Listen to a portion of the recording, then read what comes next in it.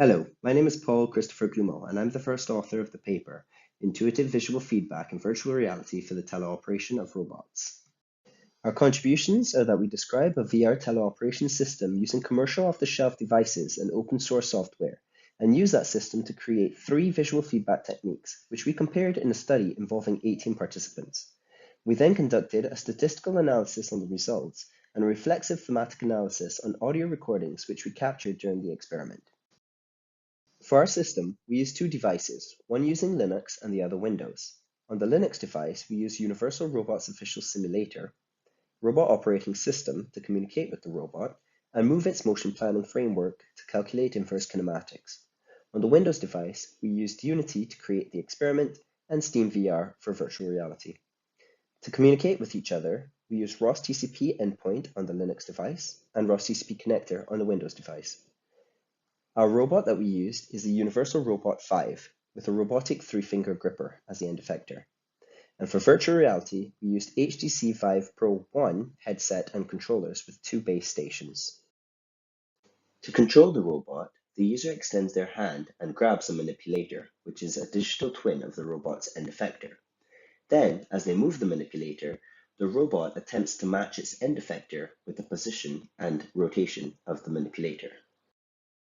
We created 3 different levels of visual feedback for user input. Complete, which gives the user full information of what the robot will do. Error, which only gives the user feedback if there's an error. And minimal, which we used as a baseline. We identified 4 different areas that we thought users could benefit from visual feedback. When the robot is planning motion, when it's approaching a limit, when it surpasses a limit, and when the robot collides with an object. Let's look at the first, which is planning motion. When the robot is planning its motion, sometimes it takes a little bit longer than the user expects.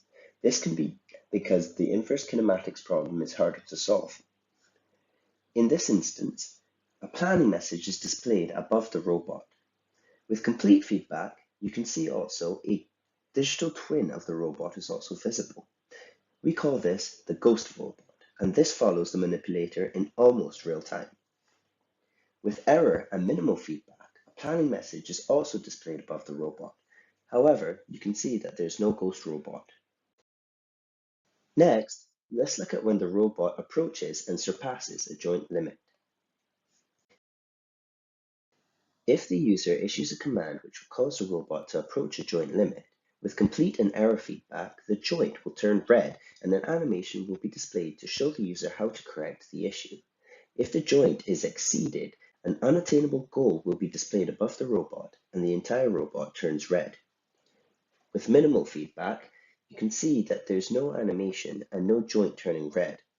Only if the user exceeds the joint will the manipulator turn red and an unattainable goal be displayed above the robot. Finally, let's take a look at collision feedback. If the user issues a command that will cause the robot to collide with an obstacle in its environment, with complete and error feedback, the part of the robot that will collide turns red and an unattainable goal message will be displayed above the robot. With minimal feedback, again, you get the unattainable goal message, but only the manipulator will turn red and not the arm of the robot. The obstacle will also turn red if the manipulator touches it. In our experiment, there was a table with 4 buttons, one on each corner. Between each button, there were obstacles, and the robot is inside a glass box since that's our target application. For the task, the user had to navigate the obstacle course and push each button in order from 1 to 4. In the results, we can see that having feedback made participants significantly quicker at performing the task. Similarly, having feedback made participants have significantly fewer interactions. An interaction was considered when a user grabbed the manipulator and thus initiated the start of a command to the robot. From the thematic analysis, we can see that participants attributed both complete feedback and error feedback as the reason the users were able to perform the task more quickly, stating that having the error feedback, they can make adjustments. On the other hand, with minimal feedback, participants had to figure out where the error was occurring themselves and make adjustments. This led a lot of participants to perform smaller, slower actions, thus increasing the time it took and also the number of interactions. Furthermore, participants recognized that having complete feedback not only gave them negative feedback, like when there was an error, but also positive feedback, showing them each step of the way the robot will move. If we look at the time graph again, we can see that complete feedback didn't always outperform error feedback, like with button 3, for example. We believe that if a task is sufficiently easy, then having complete feedback might be more detrimental than helpful by adding too much detail and distracting the user from the task. This was echoed by one of the participants. Looking at the results from the task load index questionnaire, we can see that both complete and error feedback perform significantly better than minimal feedback in mental demand, physical demand, temporal demand, effort, and frustration, and that complete performed better than error feedback in all 6 categories. Looking at the thematic analysis again, we found that the task was more challenging with minimal feedback since collision feedback was not sufficiently portrayed, an issue that was resolved by both error and complete feedback.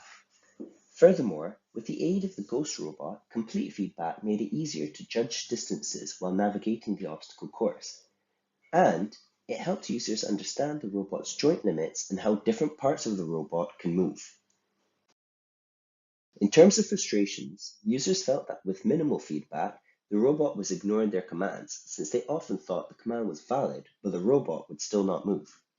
In reality, however, in our system, the robot could not ignore valid commands, and the user was simply giving an unattainable goal command. With error feedback, participants sometimes felt that the collision feedback was a punishment, since at that point they had already given a bad command. Finally, with complete feedback, participants felt that the robot was unresponsive, since they could see that they were giving a good command, but the kinematics solver could not solve the planning problem quick enough to move the robot immediately. In general, most planning problems were solved in a fraction of a second, but if the return path was not deemed optimal, the trajectory was rejected and the problem had to be solved again. This could occasionally lead to 0.5 second solving times, which sounds quick, but not quick enough when users fully know that their command is valid. Looking at the results from the user experience questionnaire, we can again see that complete and error feedback perform significantly better than minimal feedback in attractiveness, perspicuity, efficiency, dependability, stimulation, and novelty, and that complete performed better than error feedback in all 6 categories as well. Consulting the thematic analysis again, we saw that users often found metaphors for complete feedback, which helped them when they were using the technique.